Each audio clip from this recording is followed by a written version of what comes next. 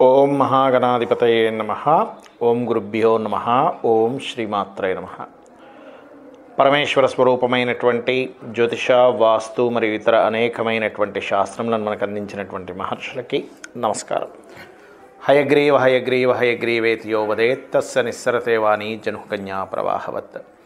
అరుణాం కరుణాతరంగితాక్షీం ధృతపాశాంకుశపుష్పబాణచాపాం అనిమాదిభిరావృతాం మయూకైః అహమిత్యేవ విభావయే భవానీం. శ్రీమాత్రే నమః. ప్రేక్షకులకి మనం ఈరోజు ఏ విషయాలు చెప్పుకోబోతున్నాము అంటే, వాస్తులో ఎటువంటి దోషాలు ఉండడం వల్ల మన జీవితం మీద ఎఫెక్ట్ కలుగుతుంది. అలాగే మీరు కనుక చూసినట్లయితే ఇక్కడ ఒక సింపుల్గా ఒక చిన్న డబల్ బెడ్రూమ్ గీసానంటే, ఒక ఈశాన్యం ఎంట్రన్స్, ఇక్కడ ఒక కిచెను, ఇక్కడ ఒక బాత్రూమ్, ఇక్కడ ఒక బాత్రూమ్, 2 బెడ్రూమ్స్ సింపుల్గా గీసాను. మరి చుట్టూ రాశిచక్రం ఎందుకు అంటే, దీనికి కూడా నేను మీకు లింక్ చూపిస్తా ఏమిటనేది. ఇది మేషము, వృషభము, మిథునం ఇవన్నీ తీసుకుంటే దీనికి లింకు, మన ఆస్ట్రాలజీకి వాస్తుకున్న లింక్ ఏంటి, మనం ఎక్కడ మిస్టేక్స్ చేయడం వల్ల ఎటువంటి దోషాలు ఏర్పడుతుంటాయి, దాన్ని ఎలా రెక్టిఫై చేసుకోవాలో కూడా చెప్తాను నేను మీకు. వాస్తులో ఏ దిక్కు పెరిగితే మంచిది అని అడుగుతున్నారు. కానీ శాస్త్రంలో చెప్పినటువంటి అంశాలు ఏమిటి అంటే, వాస్తుపరంగా మీకు అంతా ఈక్వల్గా ఉండాలి.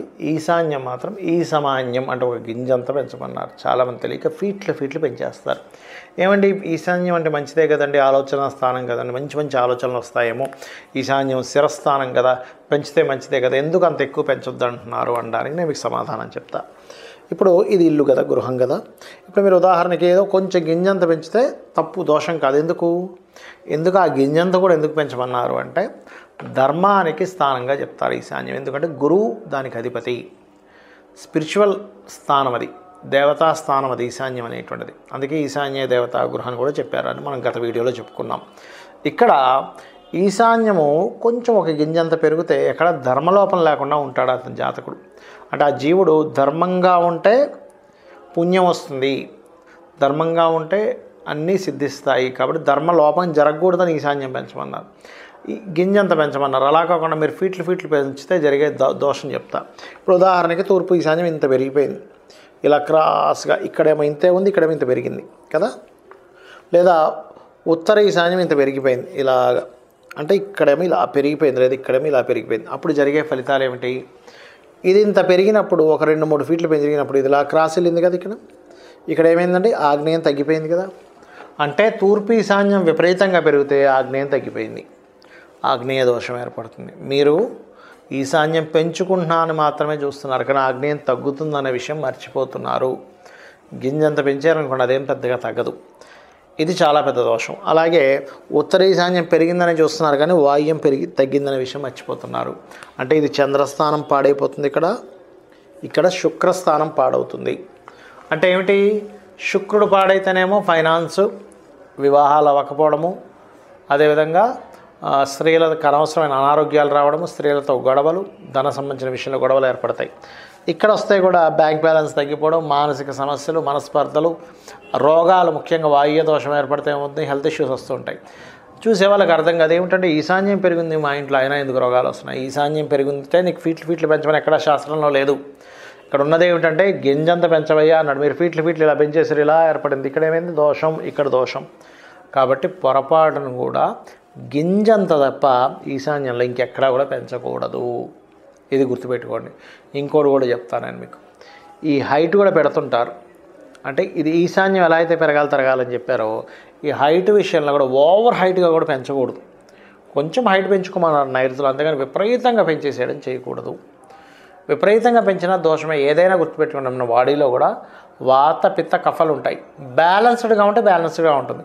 ఆ బ్యాలెన్స్ తప్పిందనుకోండి ఏమవుతుంది, దోషం ఏర్పడుతుంది. ఆ రకంగా ఒకటే గుర్తుపెట్టుకోవాలి, ఏది కూడా ఓవర్ చేయకూడదు. అది కట్టడంలో కావచ్చు, మనిషి యొక్క జీవితంలో కావచ్చు. ఇక్కడ ఏమవుతుందంటే, అతి వర్జయేత్ అంటూ ఉంటారు, అంటే అతి చేయకూడదు.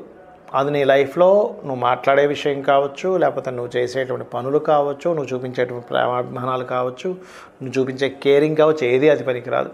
గారాబం మంచిది కాదు ఉంటాం చిన్నపిల్లలకి, అలాగే ఇంట్లో ఇవి పెరగడం మంచిది కాదు, గింజంతే పెంచుకోండి, అన్ని విధాలా మీకు బాగుంటుంది. ఇక్కడ మరొక విషయం ఏంటంటే, సరే ఇప్పుడు ఆల్రెడీ కట్టేసుకున్నామండి, మా ఇల్లు ఉండడమే ఇలాగే ఉంది, అప్పుడు ఏం చేయాలి పరిహారము అంటే, ఇక్కడ ఒకవేళ ఇలాగుంది ఉత్తరం వైపు, ఇక్కడ ఒక చిన్న అద్దం ఒకటి పెట్టండి ఈ గోడకి అద్దం పెడితే ఈ దోషం కొంచెం సెట్ అవుతుంది. గుండ్రటి అద్దం పెట్టండి. మరి ఇక్కడైతే ఏమిటండి అంటే, ఈస్ట్ సెంటర్లో ఒక చిన్న రెక్టాంగిల్తో ఉండేటువంటి అద్దం ఒకటి పెట్టండి. రెక్టాంగిల్ అంటే పొడవు ఎక్కువగా ఉంటుంది, వెడల్పు తక్కువగా ఉండేటువంటి అద్దం ఒకటి ఇక్కడ ఈస్ట్ సెంటర్లో పెడితే అప్పుడు ఈ దోషం కొంచెం ఇక్కడ ఉండేటువంటి దోషాన్ని కొంతవరకు కంట్రోల్ చేస్తుంది. అదేవిధంగా గ్రీన్ కలర్ వేయడం, ఇక్కడ కొంచెం వైట్ కలర్ వేసి ఉంచడం చేస్తే కూడా దోషం తగ్గుతుంది. దీనికి చాలా రకాల టెక్నిక్స్ ఉన్నాయి. అది ఎన్ని డిగ్రీలు తిరిగింది మీరు అనుకుంటుంటారు ఇది వాయువ్యం అని. ఒక్కోసారి ఒక 20 degrees ఇటు తిరిగితే ఇది ఉత్తరం అవుతుంది, లేదా ఉత్తర వాయువ్యం అవుతుంది. అప్పుడు ఉత్తర తగ్గట్టుగా ఈ మూలను అద్దం పెట్టాల్సి వస్తుంది. అలా రకరకాల టెక్నిక్స్ ఉంటాయి. మీరు అనుకుంటారు ఇది ఆగ్నేయం, ఒక్కోసారి అది ఈస్ట్ అవుతుంది ఇటు తిరగడం వల్ల. సో ఈస్ట్ అయితే అక్కడ ఏ జోన్ వచ్చింది, అక్కడ ఉండేటువంటి ఎలిమెంట్స్ ఏంటి, అక్కడ ఉండేటువంటి దేవతా స్వరూపాలు ఏంటనే దాని మీద మీరు చేయొచ్చు. లేదండి మనకు స్థలం ఇలాగే ఉందండి అంటే నేను ఒకటే చెప్తా, నీట్గా కట్ చేసేసుకొని ఒక గింజంతే ఈశాన్యం పెంచుకొని దీన్ని అంతా కూడా చక్కగా బయట ఏదైనా వేరే వాటికి వాడుకోండి. అంతేగాని కంపౌండ్ వాల్ మొత్తం ఇలా కట్టేయకండి. ఒకవేళ కొంతమంది ఏం చేస్తారు, కంపౌండ్ వాల్ కట్టేయాలంటే ఒక అద్దం కట్టేసినా కట్ అయిపోతుంది అంటారు కదా, అలా కాదు. 2 కాంపౌండ్ వాల్స్ కట్టాలి. అంటే ఈ కాంపౌండ్ వాల్ వేరు, ఈ కాంపౌండ్ వాల్ వేరు ఉండాలి కట్ చేసినటువంటి ప్రదేశం.